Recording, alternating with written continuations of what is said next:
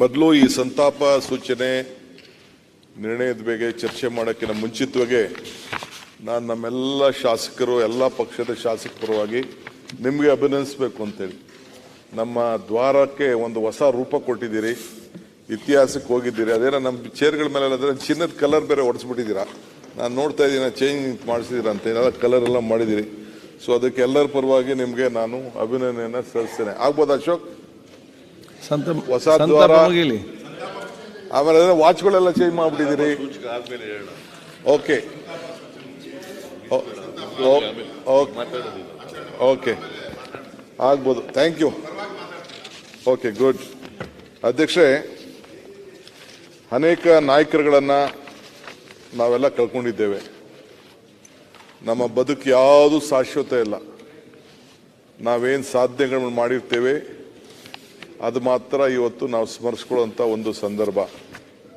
ನಮ್ಮ ಜೊತೆ ಕೆಲಸ ಮಾಡಿದಂಥ ಶಾಸಕರಾಗಿದ್ದಂಥ ಅನೇಕ ನಾಯಕರುಗಳನ್ನು ಚಲನಚಿತ್ರ, ಸಾಹಿತ್ಯ, ಸಾಮಾಜಿಕ ಲೋಕದಲ್ಲಿ ಯಾರು ಸೇವೆ ಮಾಡಿದ್ದಾರೆ ಅವ್ರನ್ನೆಲ್ಲ ಸ್ಮರಿಸ್ಕೊಳ್ಳುವಂಥ ಒಂದು ಭಾಗ್ಯ ನಮಗೆಲ್ಲ ಸಿಕ್ಕಿದೆ. ನಾಗಮ್ಮ ಕೇಶವಮೂರ್ತಿಯವರು, ನಾನು ಕೂಡ ಅವರ ಜೊತೆಯಲ್ಲಿ ಈ ವಿಧಾನಸಭೆಯಲ್ಲಿ ಕೆಲಸ ಮಾಡಿದ್ದೇನೆ.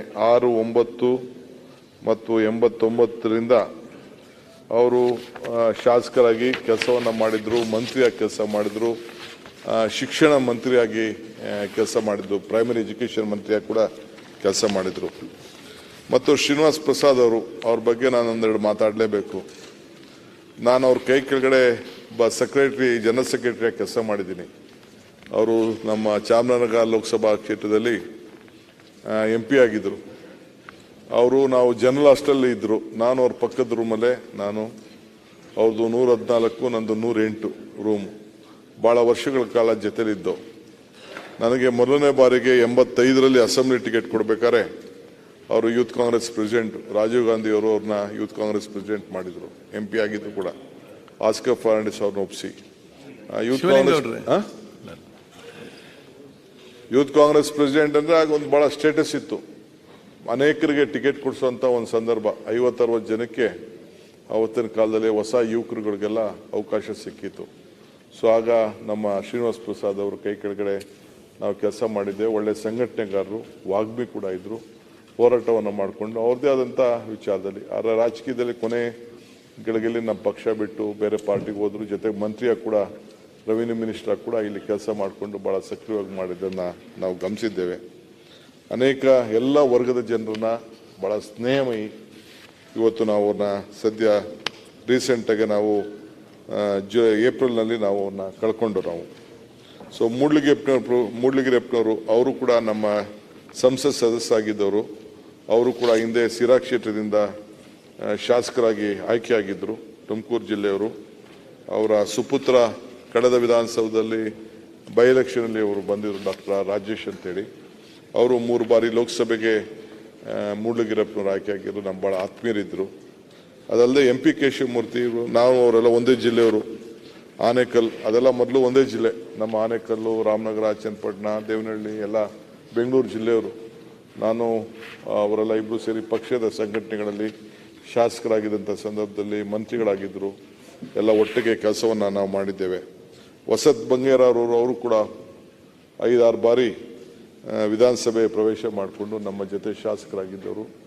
ಭಾಳ ಮುಂಗೋಪಿ, ಭಾಳ ಒಳ್ಳೆಯ ನಿಷ್ಠಾವಂತ ಒಬ್ಬ ಕಾರ್ಯಕರ್ತರಾಗಿ ಕೆಲಸವನ್ನು ಮಾಡಿಕೊಂಡು ಬಂದಿದ್ದವರು. 7ನೇ ವಿಧಾನಸಭೆಗೆ 8, 9, 10, 13, 14, 5 ಬಾರಿ ಆಯ್ಕೆಯಾದಂಥವ್ರು. ಇದಲ್ಲದೆ ಡಾಕ್ಟರ್ ಪಾಟೀಲ್ ಬಸನಗೌಡ ಅವರು ಕೂಡ ಇವತ್ತು ನಾವು ಒಬ್ಬ ಹಿರಿಯ ನಾಯಕರು. ಅವರು ಕೂಡ 7ನೇ ವಿಧಾನಸಭೆಗೆ ಪ್ರವೇಶವನ್ನು ಮಾಡಿದ್ದನ್ನು ನಾವೆಲ್ಲ ಸ್ಮರಿಸ್ಕೊಳ್ಬೇಕಾಗ್ತದೆ. ಇದಲ್ಲದೆ TS ಶಿವಶಂಕರಪ್ಪರು, ಅವರು ಕೂಡ ನನಗೆ ಭಾಳ ಆತ್ಮೀಯರಾಗಿದ್ದರು. ಅವರು 2004ರಲ್ಲಿ ಅಸೆಂಬ್ಲಿಗೆ ಬಂದಿದ್ದರು. ಅವರು ಮಧ್ಯ ನಾವು ಟಿಕೆಟ್ ಕೊಟ್ಟಿದ್ದೋ ಕಾಂಗ್ರೆಸ್ ಪಾರ್ಟಿಯಿಂದ ಸೋತರು. 2-3 ಸತಿ ರೆಬೆಲ್ಲ ಕೂಡ ನಿಂತ್ಕೊಂಡಿದ್ದರು. ಅವರು ಕೂಡ ಒಬ್ಬ ಸರಳ ಜೀವಿ. ವಾಸು ನನ್ನ ಆತ್ಮೀಯ ಸ್ನೇಹಿತರೊಬ್ಬರು, ಅವರು ಕೂಡ ನಮ್ಮ ಪಕ್ಷದ ಸಂಘಟನೆಯಲ್ಲಿ ಕೆಲಸವನ್ನು ಮಾಡಿದ್ದಾರೆ. ಹಿಂದೆ ಅವರು ನಾವೆಲ್ಲ ಇದ್ದಾಗ ಅರ್ಬನ್ ಡೆವಲಪ್ಮೆಂಟ್ ಮಿನಿಸ್ಟರ್ ಆಗಿದ್ದಾಗ ಮೇಯರ್ ಆಗಿದ್ದವರು, ಮೈಸೂರು ಮೇಯರ್ ಆಗಿದ್ದರು. ವಿಧಾನ ಪರಿಷತ್ಗೆ, ವಿಧಾನಸಭೆಗೆ ಅವರು ಕೂಡ ಕಳೆದ ಒಂದು 14ನೇ ವಿಧಾನಸಭೆಗೆ ಅವರು 2013ರಲ್ಲಿ ಆಯ್ಕೆಯಾಗಿದ್ದರು. ಇತ್ತೀಚೆಗೆ ಆರೋಗ್ಯ ಕಳ್ಕೊಂಡು ಅವರು ನಿಧನರಾದರು. ಇದಲ್ಲದೆ ದ್ವಾರಕೀಶ್ ಅವರು ನಮ್ಮೆಲ್ಲರೂ ಕೂಡ ನೆನಪು, ನನಗೂ ಭಾಳ ಆತ್ಮೀಯರಾಗಿದ್ದರು. ಅನೇಕ ಸಂದರ್ಭದಲ್ಲಿ ನಾವೆಲ್ಲ ಚಿತ್ರರಂಗದಲ್ಲೂ ಕೂಡ ಕೆಲಸವನ್ನು ಮಾಡಿದ್ದು ನನಗೆ ಅನೇಕ ನೆನಪುಗಳು ಬರ್ತದೆ. ಅವ್ರ ಸಿನಿಮಾನ ನಾನು ಭಾಳ ಕ್ಯೂಯಲ್ಲಿ ನಿಂತ್ಕೊಂಡು ಟಿಕೆಟ್ ತೆಗೆದುಕೊಂಡು ನೋಡ್ತಿದ್ದಂಥ ಒಂದು ಕಾಲ. ಅವರು ವಿಷ್ಣುವರ್ಧನ್ ಇಬ್ಬರು ಸೇರಿ 1-2-3 ಭಾಳ ಹಿಟ್ ಮೂವೀಸ್ ಎಲ್ಲ ಆಗಿತ್ತು. CVS ಶಾಸ್ತ್ರಿ ಅವರು ತೆಗೆದಿದ್ರು ಆ ಸಿನಿಮಾನ, ನನಗೀಗೂ ನೆನಪಿದೆ. ಈ ಏನು ನಾವು ಇವತ್ತು ನೀವು ಇಲ್ಲಿ ಮುದ್ರಿಸಿದ್ದೀರಿ ಸಿಂಗಪುರ್ ರಾಜ ಕಳ್ಳ ಅಂತ, ಅವರು ವಿಷ್ಣುವರ್ಧನ್ ಇಬ್ಬರು ಸೇರಿ ಒಟ್ಟಿಗೆ ಮಾಡಿದರು. ಸೊ ನಾನು ಅವರೊಂದು ಥಿಯೇಟ್ರಲ್ಲಿ ಹೋಗಿ ನೋಡಿದ್ದೆ ಆ ಸಿನಿಮಾನ. ಸೊ ಮತ್ತು ಕಮಲಾ ಹಂಪನ ಅವರು ನನಗೊಂದು 50 ವರ್ಷದಿಂದ ಪರಿಚಯ ಅಧ್ಯಕ್ಷರೇ. ಅವ್ರ ಮಗ ನಾನಿಬ್ಬರು NPS ಸ್ಕೂಲಲ್ಲಿ ಓದ್ತಿದ್ದು. ಅವರು ನಾಗರಾಜ್ ಹಂಪನ, ಕಮಲಾ ಹಂಪನ ಅವ್ರ ಮನೆಯವರು ಕೂಡ ನನಗೆ ಭಾಳ ಆತ್ಮೀಯರು. ಅವ್ರ ಕುಟುಂಬ, ಅವ್ರ ಮಗ ಒಳ್ಳೆ ಆರ್ಕಿಟೆಕ್ಟು. ಇವರು ದೊಡ್ಡ ಸಾಹಿತ್ಯ ಕ್ಷೇತ್ರದಲ್ಲಿ ಕೆಲಸವನ್ನು ಮಾಡಿದಂಥವ್ರು. ರಾಜಾಜಿನಗರದಲ್ಲೇ ನಾವೆಲ್ಲ ಜೊತೆಗೆ ಬಾಲ್ಯ ಜೀವನವನ್ನು ಅವರ ಕುಟುಂಬದವರು ನಾವೆಲ್ಲ ಕಳೆದಂಥ ದಿನಗಳಿದೆ.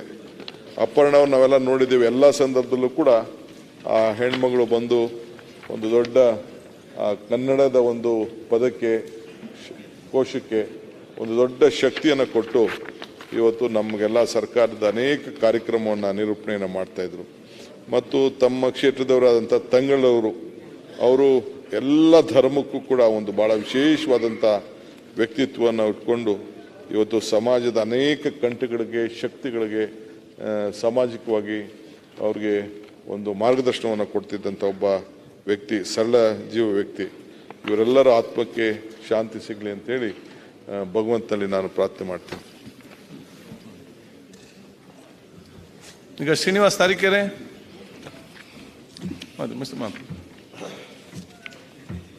ಮಿನಿಸ್ಟರ್ ಮಾತು.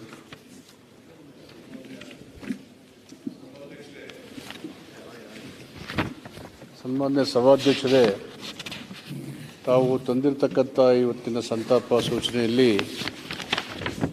ಸುಮಾರು 14 ಜನ ಮಹನೀಯರು ನಮ್ಮನ್ನು ಅಗಲಿದ್ದಾರೆ. ಮನುಷ್ಯನಿಗೆ ಹುಟ್ಟು ಸ್ವಾಭಾವಿಕವಾದರೆ ಸಾವು ಖಚಿತವಾಗಿ ಆಗಲೇಬೇಕು. ಅದು ನಮ್ಮ ಡೆಸ್ಟಿನಿ. ಹೆಚ್ಚಿನ ವಿಡಿಯೋಗಳಿಗೆ ಪ್ರತಿಧ್ವನಿ ಯೂಟ್ಯೂಬ್ ಚಾನೆಲ್ ಸಬ್ಸ್ಕ್ರೈಬ್ ಮಾಡಿ, ಬೆಲ್ ಐಕಾನ್ ಕ್ಲಿಕ್ ಮಾಡಿ.